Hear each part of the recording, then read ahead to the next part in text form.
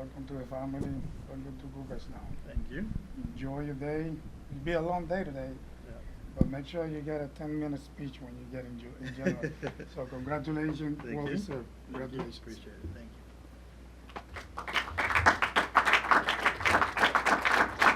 You have to let it happen. Let me up my hair. Okay, I think he just wants to take questions, right? You want to say it? Yeah, let's go straight to it. Just wait to be called on. Change this. You know they're coming. Questions in the back. CR? Of all the places you played, it seemed like Texas was the best spot for you. It's why you made yourself a Hall of Famer. Why was Texas so good for you? Because you were here. Definitely is a big part of my career, and definitely where I end up being more productive consistently. But I found that when I got here, it was the right spot for me. I got the great teammates. The front office was supportive of me and my family, and I just felt that the team we had, it was a team to compete, and that would make it easier for me to just get out there and just play the game.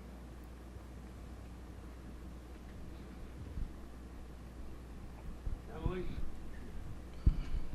Adrian, how big was, that group of guys, a lot of which are sitting right here, in bringing out that personality and that joy that you played the game with, and that probably, I would assume, translated to the way you played as well? It was big.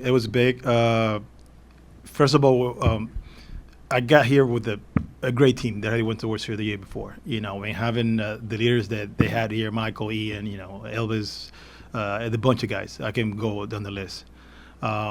They made me feel comfortable, and that was the reason why I felt, I can be just one of these guys and have fun and play the game hard. And when you're winning, it's easy to have fun, and we were winning a lot.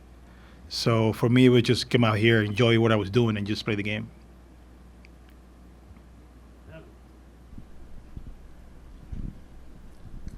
Hey, you are here. You talked yesterday. I am here. You talked yesterday about what this organization meant for you, but you did come up a Dodger, and people do want to know on the Hall of Fame Yeah, plaque. everybody want to know.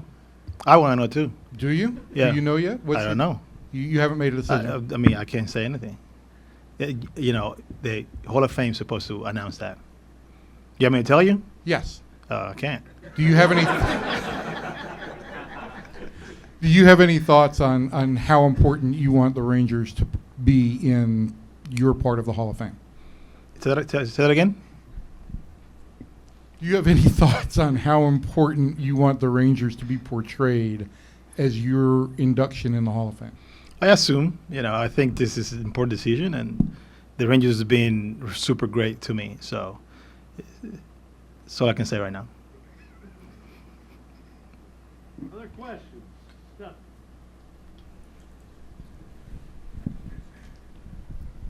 Adrian, of all the personal moments and benchmarks that made you a Hall of Famer, is there one that sticks out for you, or is there one that fans bring up to you the most? Like the 3,000th hit, or a cycle, or an awesome defensive play? Hard to say, but I think it had to be the doesn't hit, because somehow that kind of gives you a little push. But I can't say certain that that's what it is. How special was that moment, by the way, with your kids coming to meet you on the field and your family celebrating that with you? It was super special. The whole thing was it was surreal. I'd never expect to get to that point, to get 3,000 hits. Somehow I got there. But the way that the Rangers fixed stuff around me, because I had no idea what they were doing, and had that event when it happened, have the family on the field, had that logo on the right field, it was something really cool that I really appreciate what they did. Adrian, back here. Over here. Congratulations. Thank you. Could you just describe what it was like getting the call, that moment? So many Hall of Famers talk about the build-up to it, and then I can't imagine what that moment was like for you. Can you talk a little about that? Do I have to? I'd prefer it if you don't Yeah. mind. I'm not the guy that like to be in the middle of attention, and I don't like that. I would feel uncomfortable. But yesterday was just expected because, you know, the boats show like I had a pretty good chance. It was easier for me to kind of enjoy it and have family around because in the beginning, I don't want to have anybody in the house until my family kind of told me, hey, you have to have somebody because it looks like it's looking good. But they convinced me, so I had some family in the house, and they prepared a little something, and you allowed cameras to come in. But overall, I just want to get it over with. You know, I think that the waiting is a little uncomfortable for me, and I'm glad and lucky and honored that I got that call yesterday. But it was a day that it seems like a long day, but it hasn't sunk in yet because yesterday was kind of crazy with the family and moving around and doing interviews and other stuff. And getting up in the morning, you gotta fly over here, but I haven't sit down yet with the family, kind of enjoy it yet, because it's being a little crazy over the last 20 hours. Adrián, Eric Mora de Telemundo. En español, ¿nos podría decir qué significó para ti o qué significa para ti ser un nuevo miembro del Salón de la Fama y cómo viviste estas últimas horas, cómo lo recibiste? ¿Cómo has vivido desde que ya se oficializó esta inclusión tuya al Salón de la Fama? Bueno, sí, obviamente significa mucho para mí. Es importante saber que yo no jugué para estar en este renglón Salón de la Fama. Pero obviamente es un honor, bien recibido. A mí siempre me ha gustado ser respetado como yo juego o como jugaba. Y ahora que me pongan en ese renglón de los Salón de la Fama, para mí es algo muy importante. Con relación al día de ayer, como yo lo esperé con la familia, esperando a ver si en realidad la llamada iba a ser positiva. Obviamente hay siempre un rejuego de si va a pasar o no.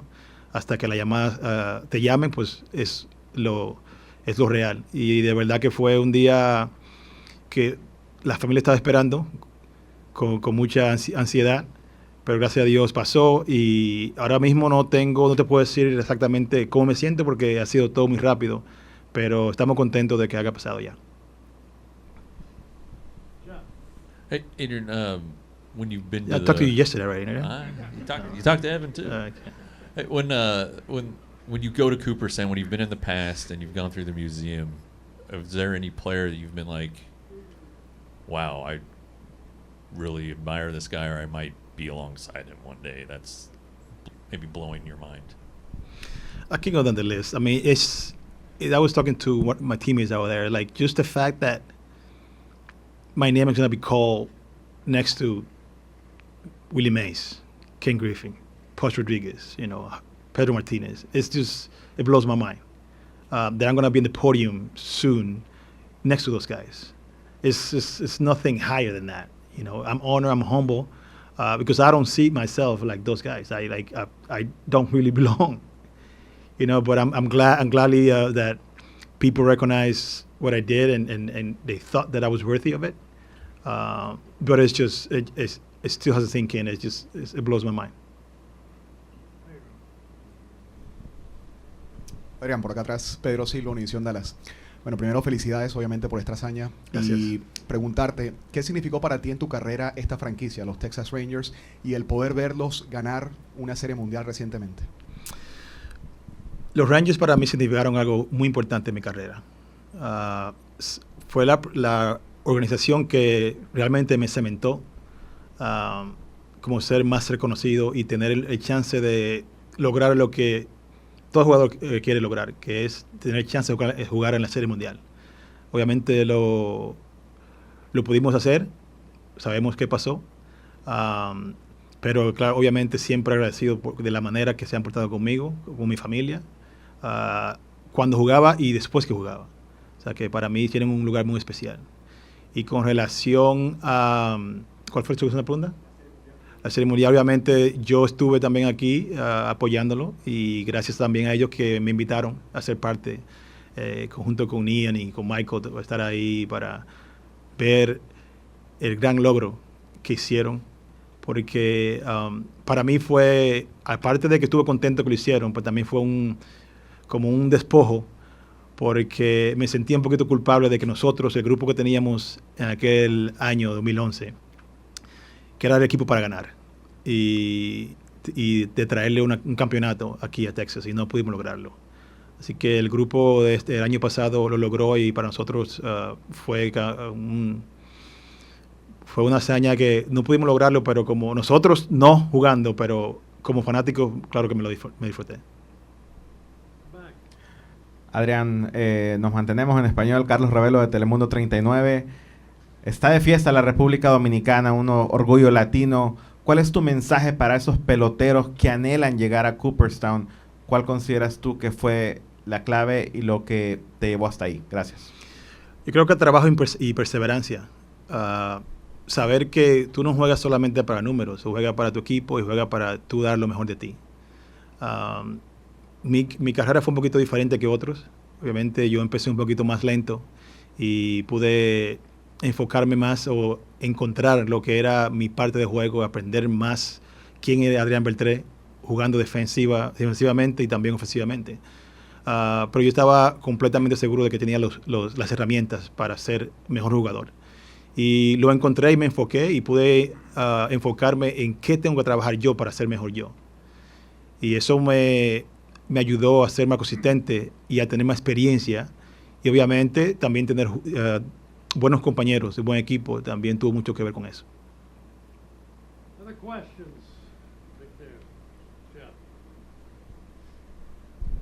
Adrian, congratulations. You say that you don't feel like you belong with those other guys in the Hall of Fame. Did you ever think about this moment happening growing up in the Dominican? And was there a moment during your playing days here where you felt like this moment could happen? I never thought about this happening. I started playing the game because I love the game. I came to the minor leagues and I came to the big leagues. I never saw myself as a Hall of Famer. Never even thought about I want to be a Hall of Famer. Never did. I wanted to play the game. I wanted to enjoy what I did. I want to be respected. I want to be the best I could be, but I never thought about Hall of Fame or getting to 2,000 hits. That was not me. That's why I say I'm blown away, because I'm standing right here asking questions about Hall of Fame. But definitely, it's going to sink in. I'm going to enjoy it because this is really cool. When it does sink in, what do you think that will be like? Will it be emotional? I'll let you know when it happens. Looking forward to it. And just finally, you talked about just being more productive when you got here and some of the things conducive to that. Why do you think it was such a flip for you in your career? To begin with, I think that the team that we had is just loaded with great hitters that I learned a lot from. It was more of, I don't have to be the guy and just be one of them. Is the fact that the ballpark was more friendly than the ballpark that I played before. And I had more experience, and I have better hitting coaches, and I learned things in my swing that it took me a little longer to learn, to master what I need to do to work, to be more consistent. And there's no doubt that, I could have done that earlier. I wish I could have found out earlier. But it took me longer to understand what my swing was and how I can be more consistent. And I think I found this in Texas. There was all the reasons I told you, I think, as part of it. So since you You hate again? yeah. Since you hate being the center of attention, and since you have incredible respect for the game, how are you handling the idea of speaking at the Hall of Fame? Oh, you just screwed up the whole interview here. I don't want to think about it. I can't speak English to save my life. That's one. And two, I hate speaking in public. I don't know how I'm doing this right now. But once I get there, I have a lot of friends and family. They already commit to help me do the speech. That once that time comes, we'll see what we do with that. But I don't want to think about that, because that would be probably the least more happy moment in that day. Because I don't want to do that. I hope my wife can stand up for me and speak. But it's a good problem to have. So I'll figure it out. Other questions? Stephanie. Adrian, I realize if the whole thing hasn't sunk in yet, the idea that you were a first ballot and received 95% of the vote, 19th highest ever, is that going to take a while to sink in, all those kind of things? Yeah, I think so. I knew that I had a chance to get in the first ballot. I didn't expect this. I'm humble and I'm grateful for the writers that vote for me because, I seen in years before how that works.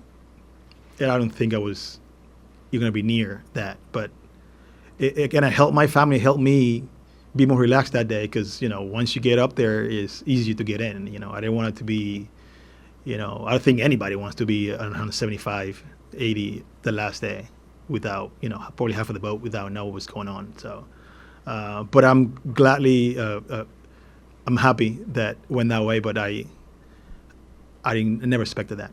Were you happy that your son and wife were giving you the percentage updates, or were you telling them, no, I don't want to hear it? Or I myself, I never looked. I didn't want to do that, but I didn't need it to look because my son and my wife they were on it.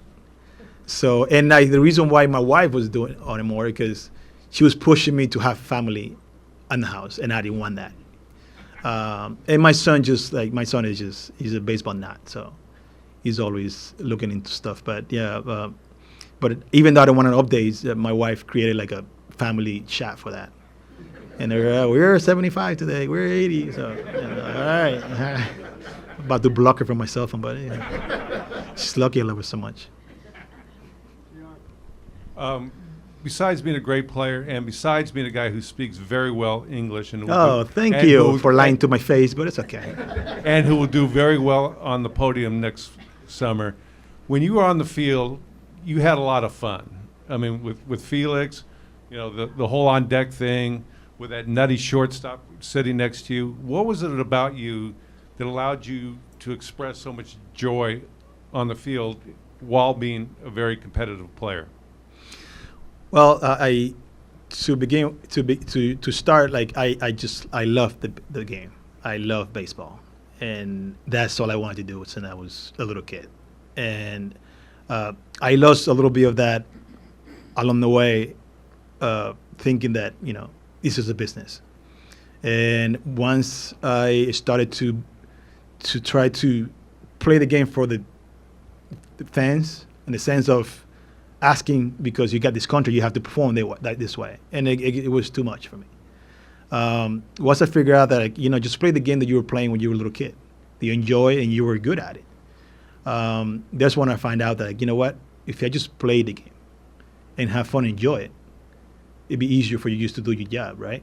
So I went through hard times in Seattle. I have some tough times that I did not enjoy the game.